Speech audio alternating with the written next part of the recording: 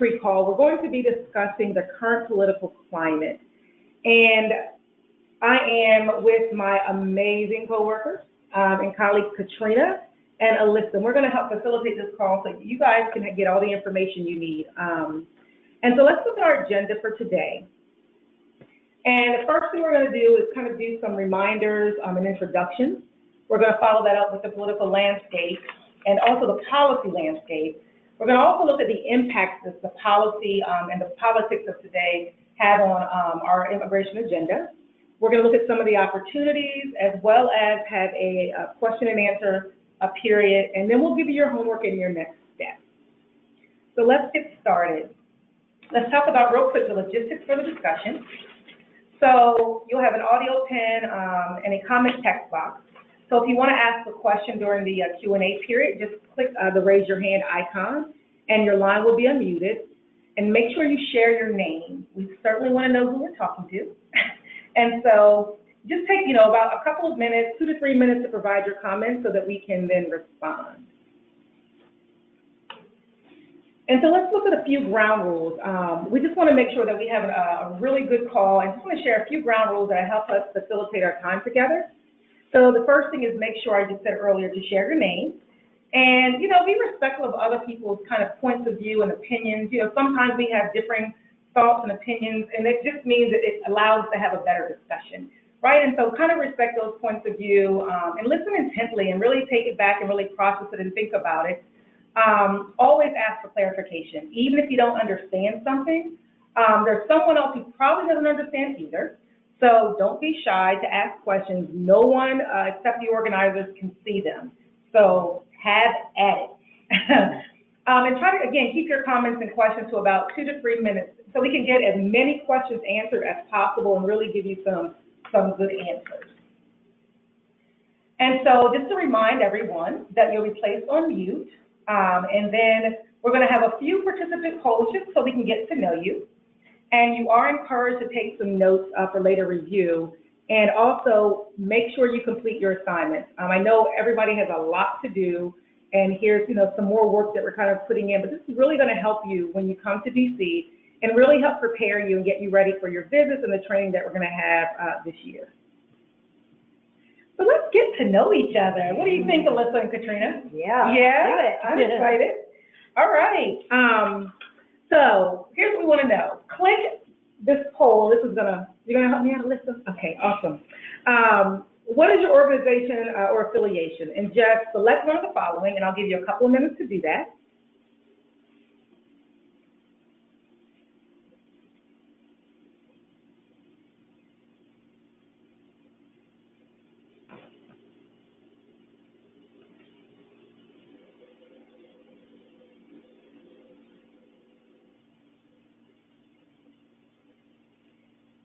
Give you about 30 more seconds.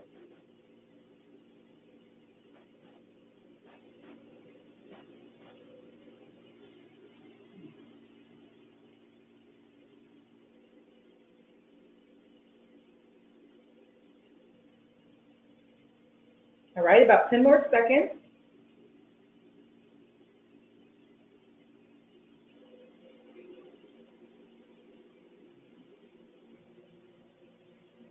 Ding, ding, ding.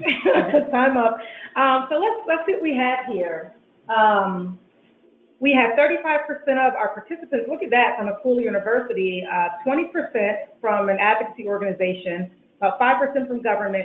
What I think is amazing and really exciting is that 25% of our advocates are just unaffiliated, which means these are just people who just want to advocate and do some good work in the community, and that's really, really exciting. So kudos to all of you from all the places that you're coming from for joining us. And so let's look at another poll. Let's see what we got here. What do we have here, Alyssa? All right, next one is, what's your biggest reason for being an LAT this year? And we'll give you about a minute for this one as well.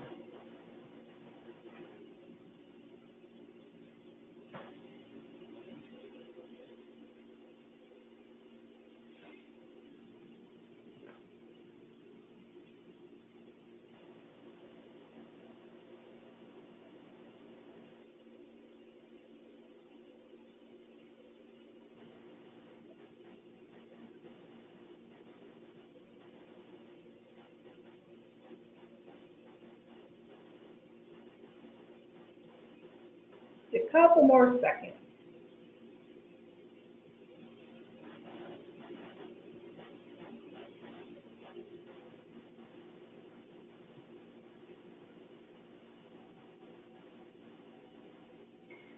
All right, let's see what we have here. Amazing. About 43% of you guys want more education and resources, and we love to give education and resources at CREC. So this is awesome.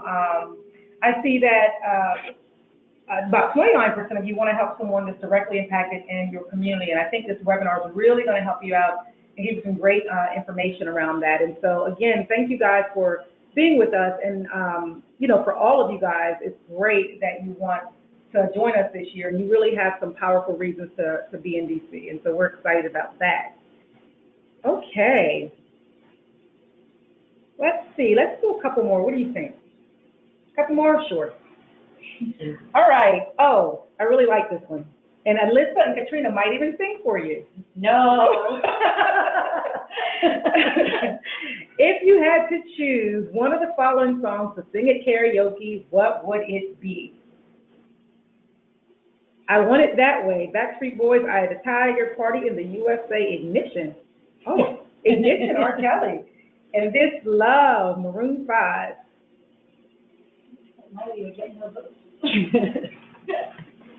Let's see what we got here. I'm curious. Oh, wow.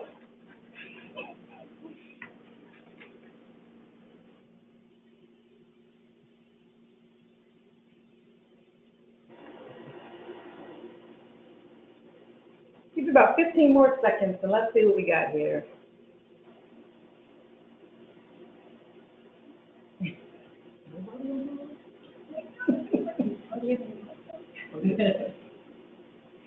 All right. So before we answer this, or I give you the summary of this question, I'm going to put my wonderful colleagues on the spot. Katrina, what's your song? Oh, I put these as options, so I like all of them. But I have to say, I Want It That Way. I got the most votes, and I would have to say that's a good one. What about you, Alyssa? I'll go with This Love, because Adam Levine is Faye. And I'm with you, Alyssa. I'm with This Love, because I don't really know a lot of the other ones, so I'm going with This Love. But and I do like I Want It That Way. That's a little catchy, so I feel y'all there. So 55% of you, more than half of you, are in love with the Backstreet Boys, and nobody's feeling Miley. I'm just saying. So thank you guys for that fun little poll. And I think the last thing I want to find out from this, from the introductions is, you know, really quickly, what do you hope to learn from this free call? So for this question, it's not a poll. So if folks could type in their questions into the chat function and share it with us. Thank you, Katrina. You're welcome.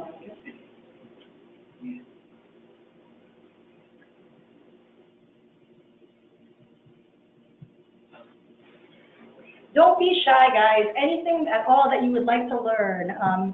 And, you know, again, we don't have to identify who said it. We just want to get a general idea of what folks are looking forward to, and no one can see your responses aside from just the CREC staff. So even if it's just a word or two of anything that you're looking forward to for LAT, we welcome you to share that with us.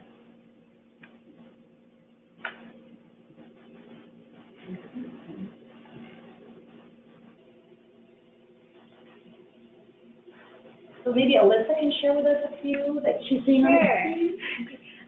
Let's see what people are saying. Learn more about the current political landscape, better prepare for legislative visits, how the current political climate is influencing advocacy approaches across the nation, the nuts and bolts of talking to lawmakers, how we can use this current political climate to our advantage when we meet with our representatives, more of what to expect at LAT training, how the political climate is helping and hurting the current immigration efforts, tangible ways we can combat the anti-immigrant sentiment within our communities as a result of the current political climate,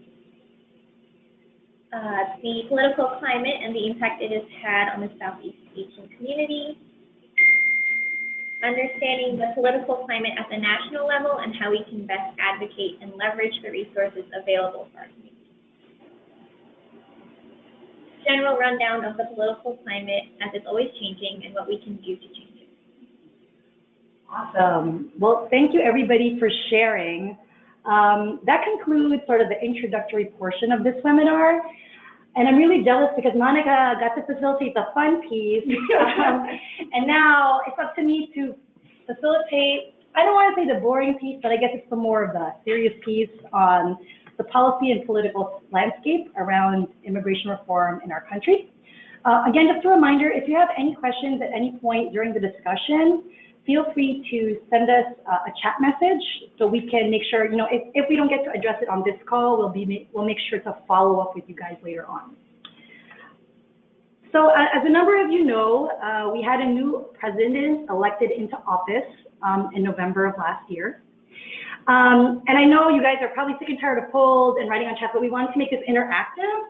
So I was wondering if you guys could share on your chat box, since the Trump administration kind of came into power, what have been your general hopes and what have been your general fears coming out of this election?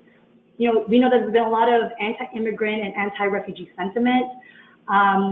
So maybe in a word or two, what have been your general hopes and fears? And Alyssa, if you can share with me maybe some main common themes that you're seeing among folks.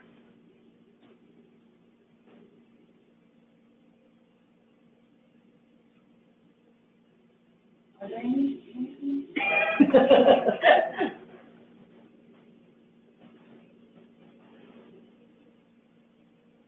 Let's see. Hopelessness, but also hope and unity. Fear of deportation, of white supremacists being emboldened. Fear of deportation for family members and a general lack of safety in the community. The collapse of the refugee resettlement program in the U.S. Fear is that things will get worse, and hope is that he will be impeached. Yeah. Disappointed after the election, but also a reminder of how important it is to be proactive to fight for equal rights. A fear of mass deportation and a rise of racism. Hope for stronger awareness and activism, no complacency. Hope for community closeness. Hope for the strengthening of a broad progressive coalition in response to the Trump campaign. Fear of emboldening white supremacy and complacency. An increase in hate and racial crimes. Hopes that we can surpass this administration. Fear for community safety. Fear for budget cuts to healthcare and education. Hope for more fired up communities. And I hope for more people to be involved in the civic process. Awesome. Well, thank you so much, Alyssa, and thank you everyone for participating. As you can see, we see a lot of common themes around the fear of growing racism, the fear of mass deportation and detention throughout the country. But at the same time, we're seeing an opportunity for the community to come together to really advocate on issues that they care about. And we're really hoping that LAT is a place for this advocacy to take ground or to take root. So we'll go through this presentation to talk a little bit about what this administration has been doing in terms of their policy priorities and their general messaging and campaigning around anti-immigrant and anti-refugee sentiment. And we'll be kind of reviewing this presentation, how this message has been pushed in a number of different ways.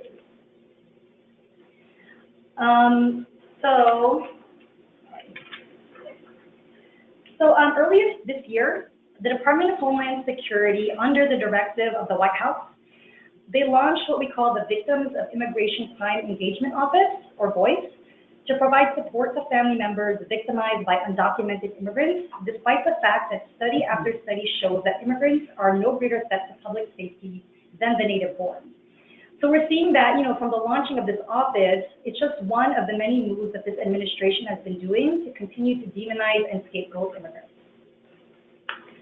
Last week, the Trump administration also released their 2018 budget, which essentially directs the government to expand its already multi-billion-dollar immigration enforcement budget. This data comes from a recent report that was actually released by the Immigrant Justice Network. And as we can see, if this budget were enacted by Congress, It would fund a drastic expansion of immigration policy force. It would attack sanctuary cities.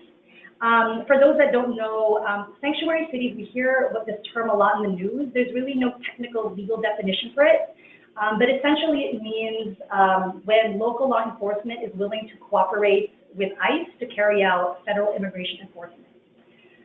In addition, this budget would fund services for communities across the country.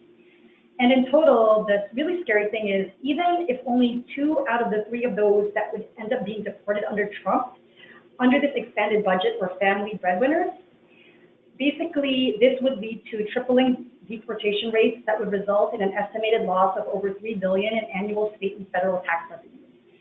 So as you can see, deportation not only impacts our immediate families and communities, but also the broader community as well. And this plan continues to push the false narrative that the solution to immigration problems in this country are through an enforcement-only approach that turns a blind eye really to the unique stories, histories, experience, and struggles of immigrants who continue to revitalize and contribute to their communities, like many of you that are joining us at LAT. So next, we'll do a brief review of the policy landscape. So looking at pieces of legislation that has been introduced since Trump and a number of executive orders that have been introduced since he's taken office. So in the first 100 days, the Trump administration immediately signed a slew of executive orders aimed at deporting and excluding immigrants and refugees. And as you can see on your screen, I just listed out just a few of the many executive orders that continue to impact the Southeast Asian American community and other immigrant communities as well. The first executive order was around what many advocates are labeling as a refugee or Muslim or travel ban. Essentially what this did was it basically suspended U.S. refugee resettlement into the United States, banned Syrian refugees indefinitely, and suspended travel from countries of particular concern, which essentially means trying to keep out those coming from Muslim majority nations. And one of the most devastating pieces is it also slashes refugee admissions by about 50%. Thank goodness the original executive order was introduced by the administration at the end of January. And there was a preliminary injunction that froze it immediately. Because of this, the administration tried to issue another executive order about a month after, and currently the courts have that frozen as well. And while no one can really predict what will happen next, we can expect that there will be some challenges to these district court decisions, and it could possibly go up to the Supreme Court. At least that's what many legal advocates are predicting. The executive order was around interior enforcement, and basically this just mirrors a lot of the messaging that Trump has been pushing since he started campaigning.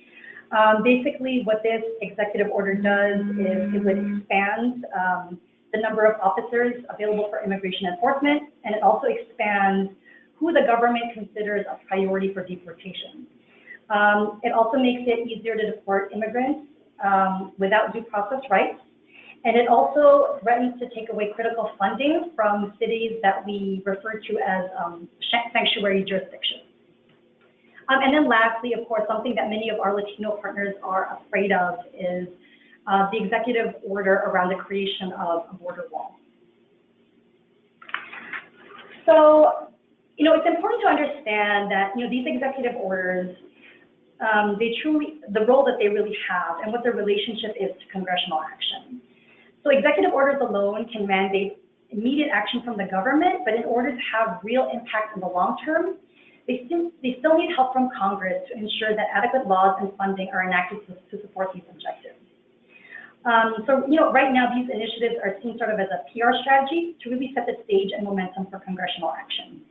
So really, if our congressional leaders don't hear from us, there's really nothing much to stop them from introducing and possibly passing legislation that once signed into law, these efforts will be much harder to stop. That's why it's really important for all of us to come together at LAT to really talk about what issues are impacting our community and to also ensure that our lawmakers are hearing from us, because this is really a critical moment in time. I just wanted to go review with you guys two things really briefly on two pieces of legislation that have been introduced this past year that we believe, given the current climate around this anti-immigrant sentiment, has really inspired the introduction of these bills. First is what we call the RAPE Act. Essentially, what this bill does, it was introduced by Senator Tom Cotton of Arkansas, and what this bill would aim to do is not curb illegal immigration, but legal immigration. So it aims to reduce overall immigration into the United States by 50% within the next 10 years. It would cut refugee admissions by 50,000. So you can kind of already see that it's borrowing from the language that was shared under Trump's executive order. It drastically cuts green card sponsorship. And for many more recent immigrants from Southeast Asia, this could really impact them a lot. So currently, for example, Vietnam ranks as one of the countries with the greatest number of visa backlogs. So they really rely on green card sponsorship to bring their families over.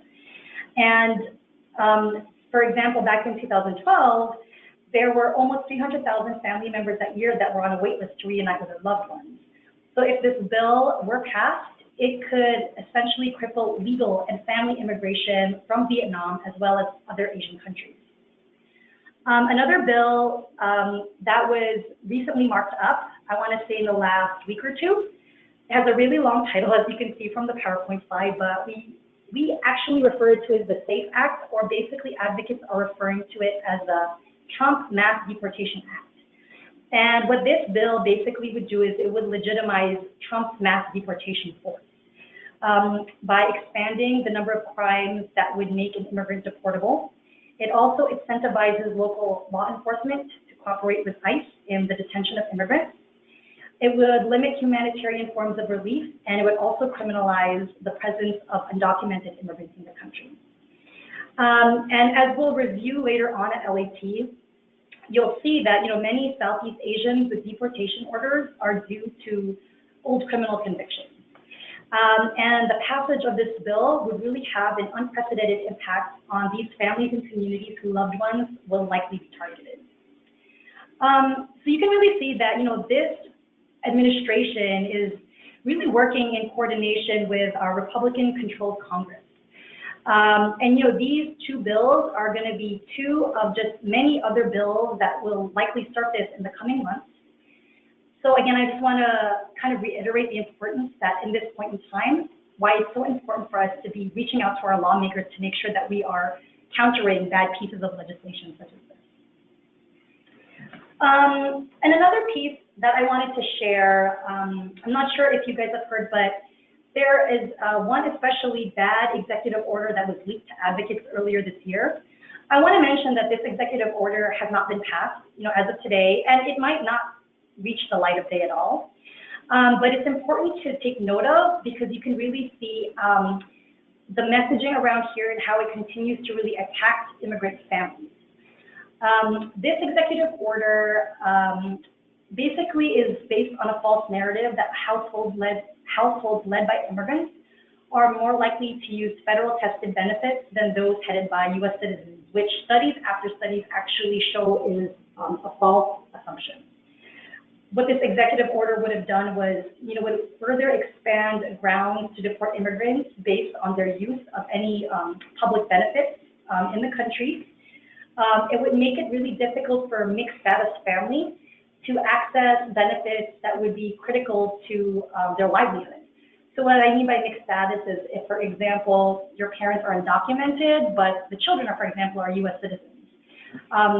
It would make it, I guess, illegal or a deportable offense for this family to try accessing those benefits, even for their U.S. citizen children.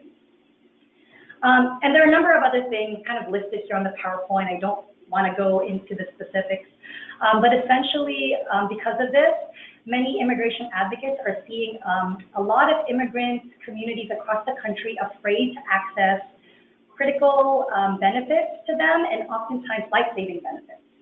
And this is because of an executive order that hasn't even been passed. So you can already see that, this administration, their messaging and their threats are already starting to strike fear in the hearts of many immigrant communities. So here, I just wanted to share some data on, why should Southeast Asian Americans care about this issue?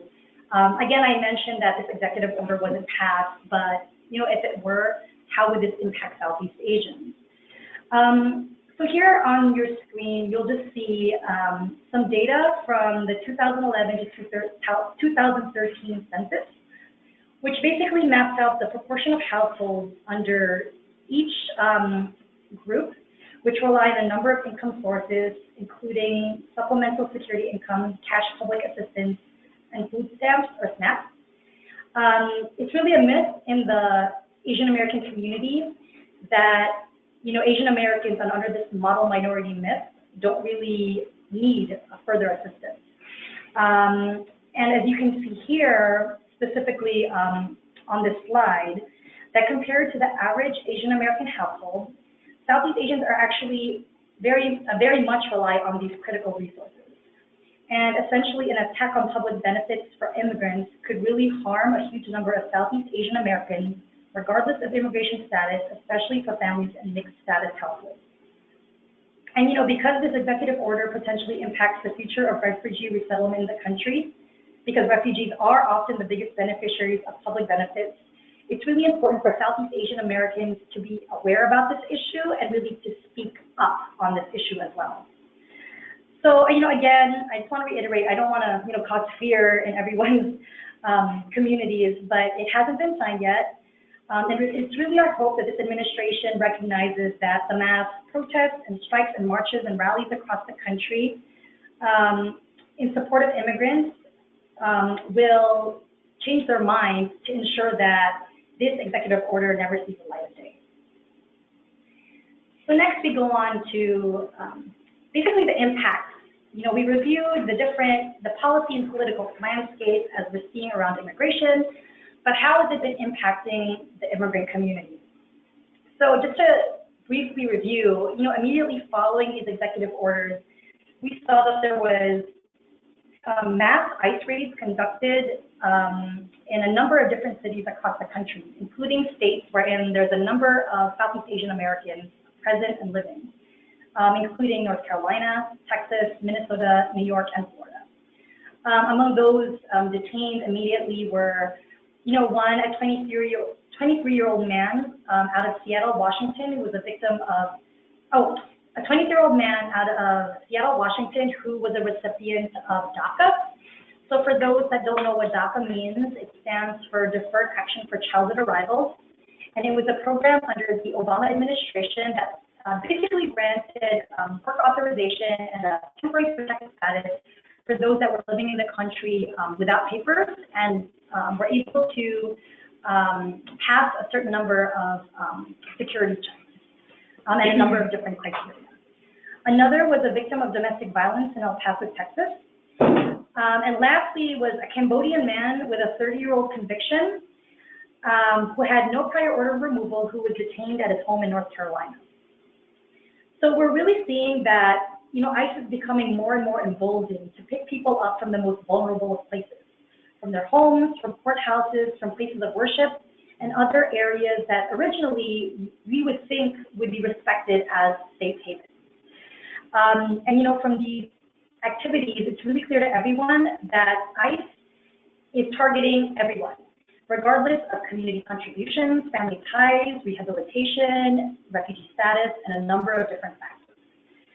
And, for many immigrant activists in certain cities across the country, they have feared that these recent raids have been ordered in retaliation for cities that have refused to cooperate with ICE, or what we call sanctuary cities. And another scary trend that we're seeing is that, under the Obama administration, these raids typically happened in the nighttime and in secret. But under the Trump administration, we've been seeing, at least right after the immediate release of these executive orders, was, these raids were predominantly done in the daytime. And advocates are afraid that, ICE is becoming more emboldened, and they're basically trying to send a message out to the community that the Trump deportation force is in effect. And we will be sharing later at LAT, and you'll be hearing from many in your cohort who have been impacted by this deportation force, you know, impacted themselves or basically have seen their loved ones impacted by it. So now we have a quick poll. And if, you know, if folks are comfortable sharing, again, you know, the poll results are anonymous, but can folks please let us know if you know anyone who is directly impacted by deportation? And we'll give folks a few seconds to fill that out. So if you yourself are impacted, if you know a family member, community member, if you're not sure, you're still trying to find out more, or no, that's okay as well, and you're just kind of standing here in solidarity with those that are impacted.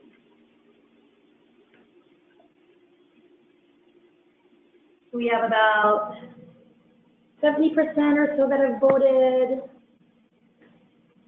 3 more coming in. Give folks another maybe 10 seconds, and then we can share the results.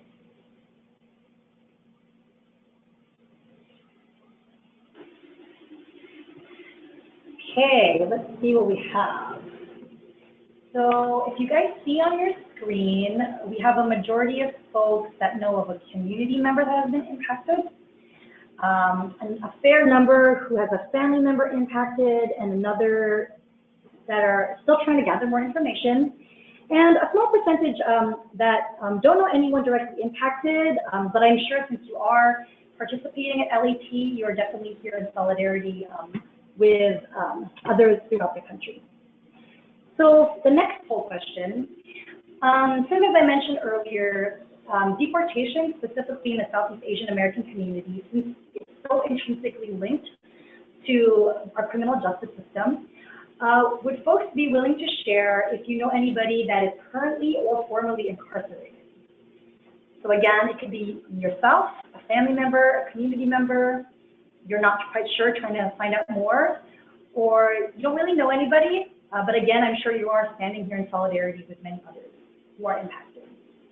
So we'll give folks maybe another 20 seconds to log in their responses, and then we'll share it on the screen.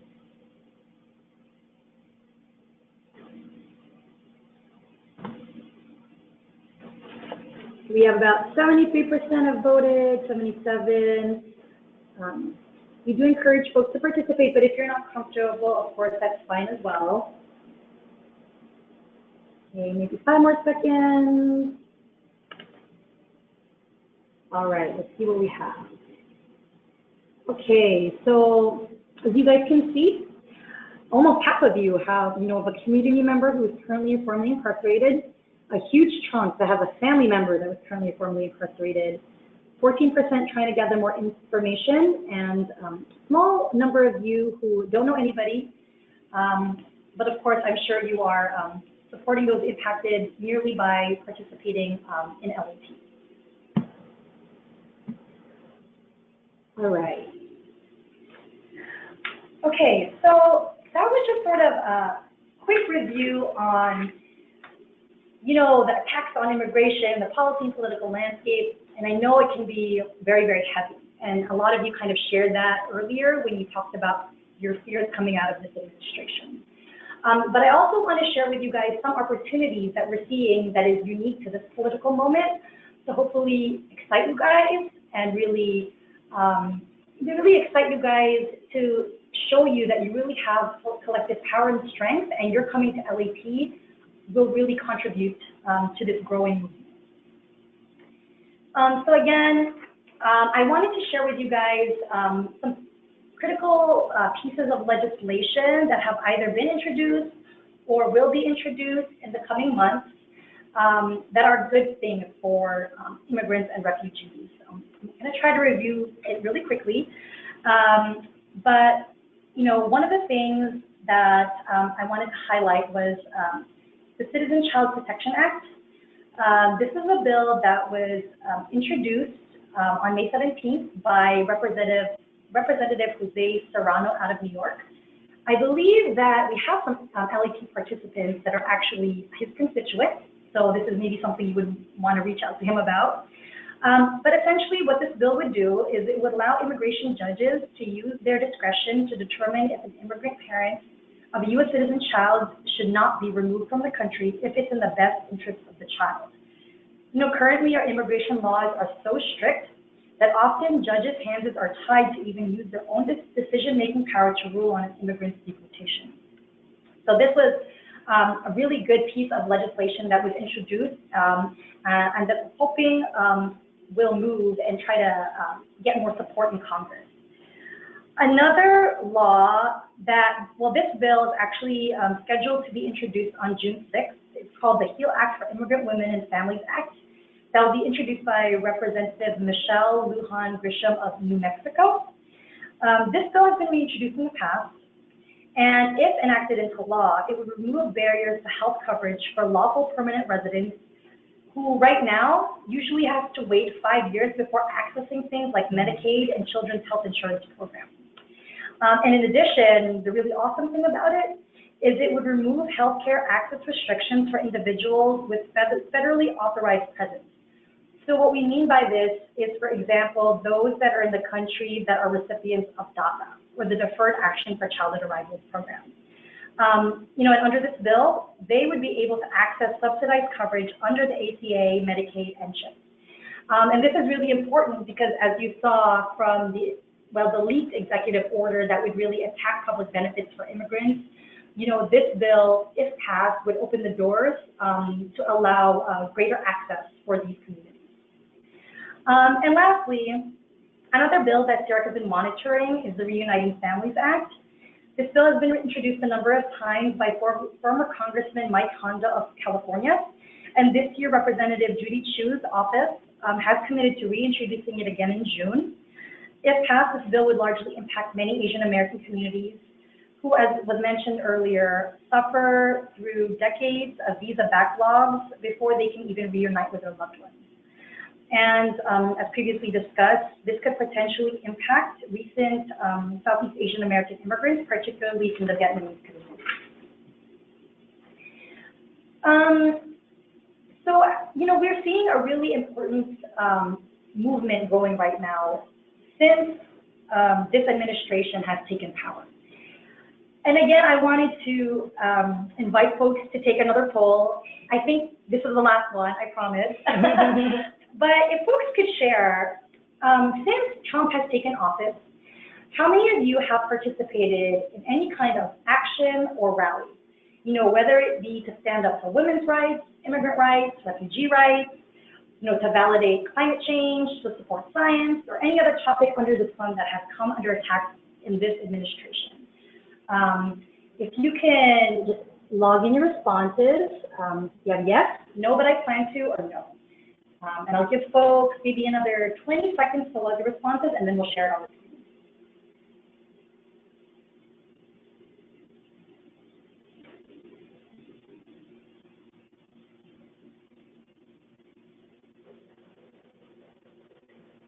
All right, let's look at the results.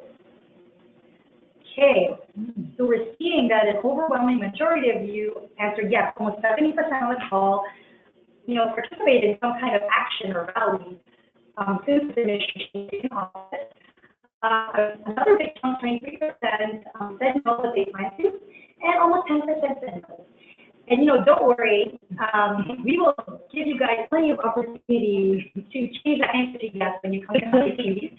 And we will be sharing some details about that in the next few slides, actually. So, you know, if you have participated, you are part of this growing social movement.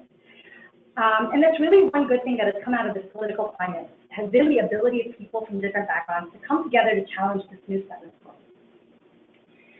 So, as I mentioned, at LAT, you'll have the chance, especially for those that have marked no, to change that answer to yes.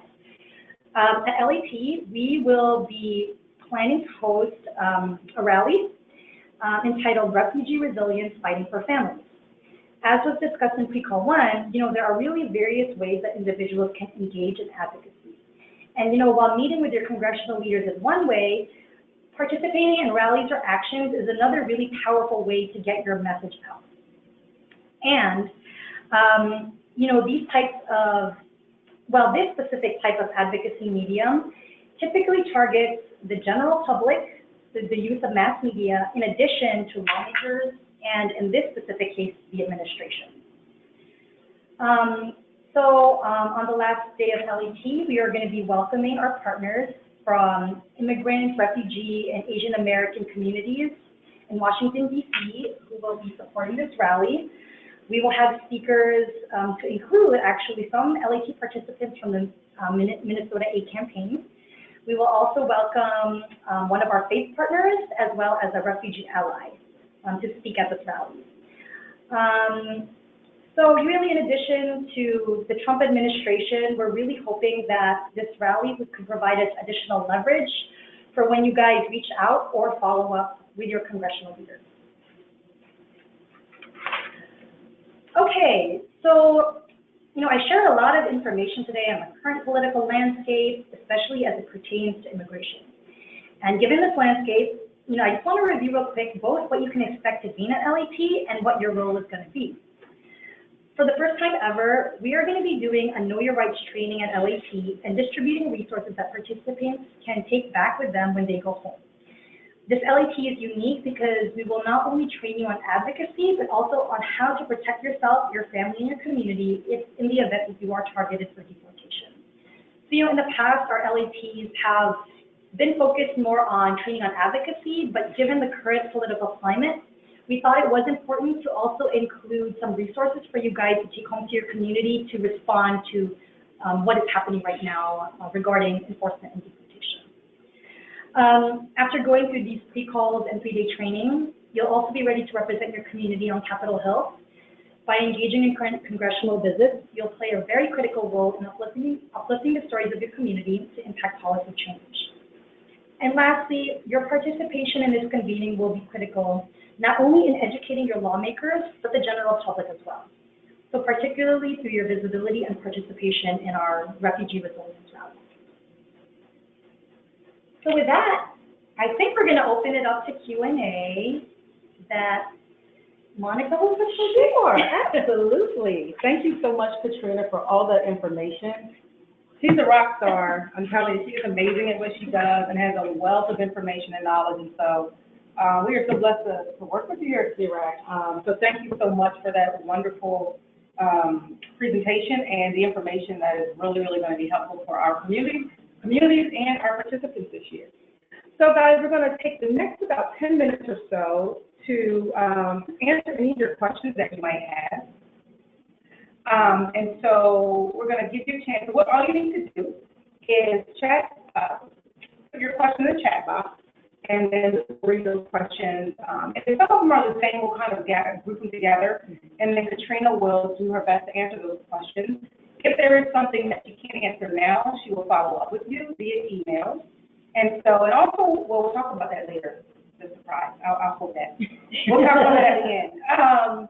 And so we will do our best to do that. So again, keep your comments to a couple of minutes so that we can make sure we get as many questions in as possible. So don't be shy, and let's go for it. And you guys have an option. You can either raise your hand and we can unmute you if you're more comfortable speaking, or if you'd rather just send us a message on chat, you can do that as well. And it could be any question under the sun. It could be something policy related. It could be LAT related, logistics related. We have Alyssa here to answer those questions as well. Definitely don't be shy. If you're wondering that in your head, I'm sure other people are wondering the same thing. And if it's homework related from the last call, you have homework that you're working on, your Know Your Legislative worksheet, and you have questions around that. So it's free game.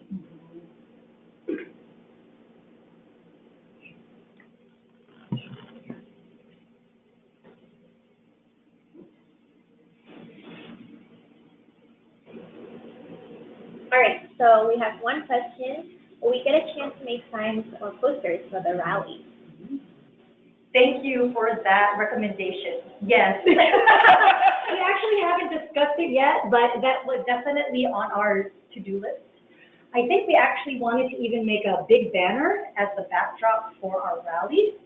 So if folks have any artistic skills, or if you're particularly interested in helping with that, maybe you guys can shoot me, Monica, and Alyssa an email, and we'll definitely figure out a specific time at LAT to make sure that there is an opportunity for that. We have some logistics questions I can answer for everyone here. Will the PowerPoint be made available? Yes, this recording will be made available afterwards, just like the first one. You can go back and review as much as you need to. Another logistics question, will a detailed agenda be available soon, or at least what time each day will end? Yeah, I can shoot you guys a general overview of the day and the structure of each day, just so you guys have an idea. But I will also be sending you a much more detailed logistics packet, a little closer to LAT, but I'll go ahead and shoot the general review over to you guys.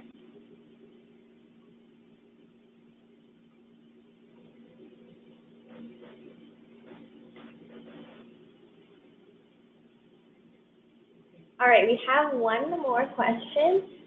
So, the deportation of Cambodians did not begin with Trump. It started with the 1996 bill about expanding the definition of aggravated felony. Then there was the 2002 agreement with the Cambodian government. And during Obama, deportation of Cambodian Americans increased. What was the role of Clinton, Bush, and Obama administration in deportation? Thank you so much. You guys have actually addressed a lot of things that I was going to present at LAT. So things around like the 1996 law and how that's impacted Southeast Asians. I didn't save it for this because I wanted to save the more into the weeds discussion at LAT, but I do want to echo what you said. That is completely right. The deportation of Southeast Asian Americans definitely did not start under Trump. A lot of the policies were passed under Clinton in 1996. The Legal Immigration Reform and Immigrant Responsibility Act and the Anti-Terrorism and Effective Death Penalty Act were two of the main drivers. There were another number of other things in our history that kind of contributed to that as well. You know, after the 9/11 attacks too, we saw an increased shift in our immigration policy to focus more on enforcement. And you're right as well that even under Obama, you know, he had a record number of deportations under his administration.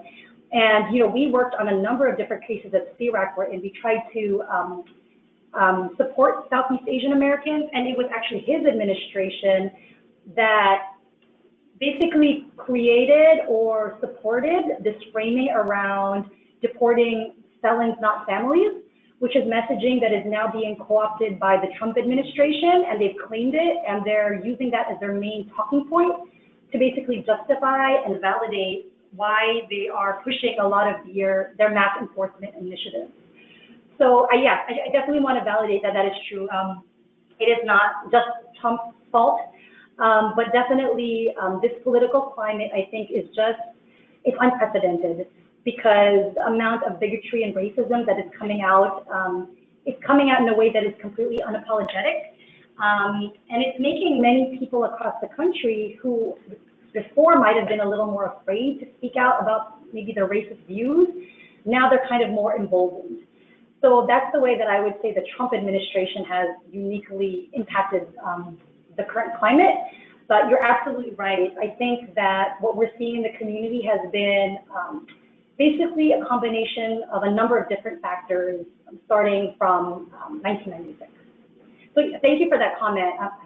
I'm not sure if I answered your question, but again, we're going to go through it in much more detail at LAT.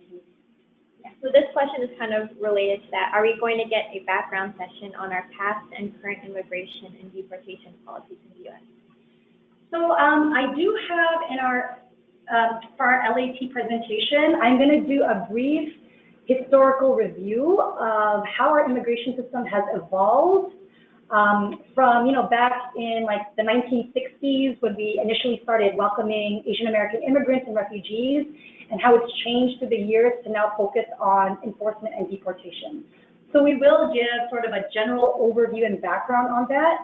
But if you're interested in more specific reading, like more details, you can shoot me an email at katrina@cirac.org, and I can send you specific materials if that's helpful.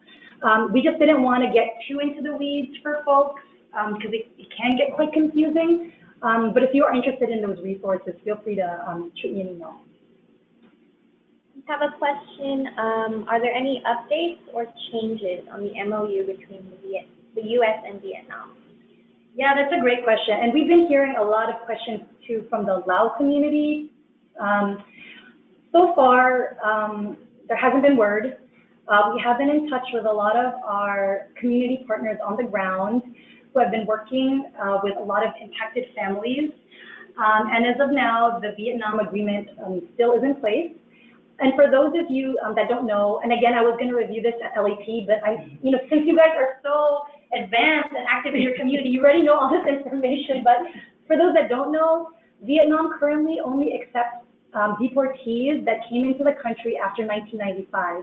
So if you came here prior to 95, so many of those that came as refugees, you're not deportable. But there is growing fear in the community that under the Trump administration, they might try to pressure these foreign governments to accept these people back. So that's definitely something that we've been monitoring. We've actually had a meeting in the past few months with the State Department. But as of now, the repatriation agreements still stand as is. And again, we're going to go into more detail on how the repatriation agreements of each of the 3 countries look at LAT. Can you share resources on how we can look up stats on immigration, undocumented, etc., per state or locality? I believe we're working this into our next pre-call, correct? Yeah, so our next pre-call, our Education Policy Director, Rita, is going to give you guys quick and dirty training on how to use census, because the homework there will be how to research the Southeast Asian population in each of your districts. Unfortunately, the census doesn't capture the undocumented population, because I think the way it stands as is, they're not allowed to ask one's immigration status. So those numbers are a little trickier to find. And specifically for the Southeast Asian American community, it's been tricky as well. Like, we have some data on the Vietnamese community, which I think of the 3 countries has the largest number of undocumented immigrants, and these are more sort of recent immigrants coming into the country. But aside from that, we've only had some anecdotal data on where this is happening. But it's definitely an area that we're still trying to explore a little further. But again, if you do want specific resources on, I guess it was undocumented immigrants, what's the other one? Immigration. And then if you're interested in immigration statistics, if you can let me know specifically what immigration statistics. So for example, CIRAC does have data on deportation orders and deportation numbers for Laos, Cambodia, and Vietnam from 1998 until 2015. And again, that's data that I was going to share at LAT, so that will be shared. But if you're interested in sort of more detailed information, you can shoot me an email and I can send you links to those specific resources. I think this was going to be our last question. Will we be seeing any key documentaries or movies like Cambodian Sun? Oh, we wanted to work that in actually, but given the tight agenda at LAT, unfortunately, we won't be able to. However, it's a good segue into materials for review. So for materials for review, we really highly encourage people to check these materials out prior to coming to LAT. So the first is a YouTube video. I think it's just 10 minutes long, and it basically details the story of Lundy Coy, who is one of CIRAC's main advocates. And I'm sure a number of you know her or follow her on social media. But she basically is Cambodian, came into the country as a refugee, and now is living in the country with a deportation order. This video clip is just a 10-minute kind of review on her story, and then it gives a really good summary on how the 1996 laws have impacted specific outcomes in her life. And then CIRAC also has a link, which is basically a Q&A that was basically a resource developed after Lundy was interviewed by Samantha Bee back in December. So if you guys want to watch that video clip as well, it's actually pretty funny, and it gives kind of a lighthearted spin to the issue of deportation enforcement, so I highly recommend it. And the Q&A can give you guys some very basic facts and data in case you have any sort of quick and dirty questions around enforcement policy or deportation policy in general.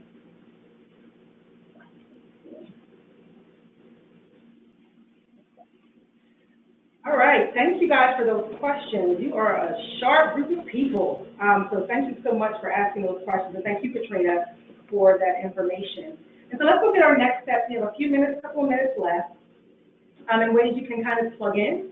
CRAC is holding a kind of a ACA campaign, and the deadline for this campaign is June 9th. And what this is protecting the ACA Medicaid expansion. And so we're collecting comments to build a collective Southeast Asian American narrative on the importance of protecting the ACA and Medicaid expansion. And so from the comments, we're going to actually draft a report, and we'll be sending the comments and the reports to Congress. So what we would like you to do as our participants in the 2017 cohort is to help us collect these comments by June 9th. And also encourage your networks to fill out the form online or fill out the form yourself. And so we would love for you to share your story of a loved one, and then we'll send you this link in a follow-up email so that all of you guys can participate. So please, please, please share this with your network. We want to get as many cards as possible. Okay, and this is your homework for today. This is your next homework assignment. And what we would like to hear from you is we want you to share your story. You know, how has the current political climate impacted you or your community? And you can actually use this link to do that. And so as we get ready for our visits, we're going to encourage you guys to reflect on the stories from your community. You can bring those stories to LAT. They don't have to be specific to immigration, but we do ask that you share what challenges you're seeing in your community and how you want your lawmakers to help. And so we'll be emailing, again, this link out after the webinar, and really encourage you to fill it out before the next and final pre-call, which is on June 14th. There's no minimum or maximum length on this story. You know, share as much as you want or as little as you want. We just want to get a good assessment of, you know, of what your story is, and try to help tailor fit that into your congressional visits. And sharing your story with members of Congress is really impactful. So that's something we want you guys to make sure that you can participate in.